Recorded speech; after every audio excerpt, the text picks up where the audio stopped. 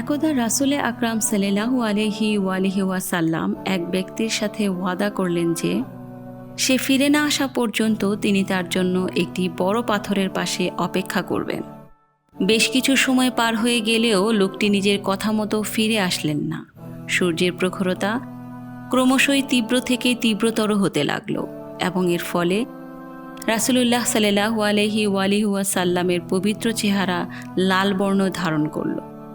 কয়েকজন সাহাবী যারা ঘটনার সময় উপস্থিত ছিলেন তারা বিষয়টি দেখে অবাক হলেন আর পরস্পর বলতে লাগলেন, আজব দেখো, আমরা ঘণ্টাখানিক আগে এ পথ দিয়ে যাওয়ার সময় দেখেছি যে রাসূল সাল্লাল্লাহু আলাইহি ওয়াসাল্লাম এখানে দাঁড়িয়ে কারোর জন্য অপেক্ষা করছেন, আর এখন যখন ফিরে এসেছি তখনও দেখছি তিনি ঠিক এখানেই দাঁড়িয়ে আছেন। এতে তো অবাক হওয়ার কিছু নেই, যেমনটি বললে যে তিনি কারো ফিরে আসার অপেক্ষায় রয়েছেন।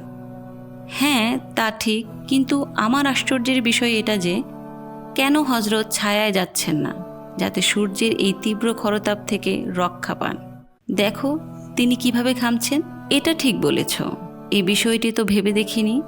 ভালো হয় তার নিকটে গিয়েই এই বিষয়ের হাল হাকিকাত জানার চেষ্টা করি। হ্যাঁ, তাই চলো।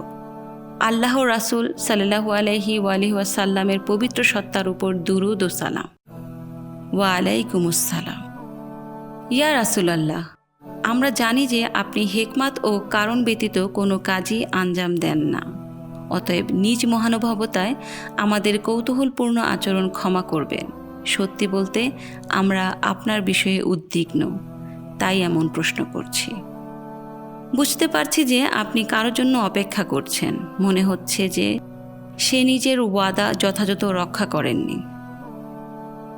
দিনের এ সময়ের সূর্যের তাপ অসহনীয় গরম ও প্রখর। উত্তম নয় কি ছায়ায় গিয়ে দাঁড়িয়ে তার জন্য অপেক্ষা করবেন? সাহাবীদের অনুনয় বিনয় সত্ত্বেও রাসূলুল্লাহ নিজের অবস্থান পরিবর্তন করতে রাজি হলেন না এবং বললেন, আমি লোকটিকে ওয়াদা করেছি যে এই স্থানেই তার জন্য অপেক্ষা করব। আমার বাবা মা আপনার জন্য উৎসর্গ হোক ইয়া রাসূলাল্লাহ।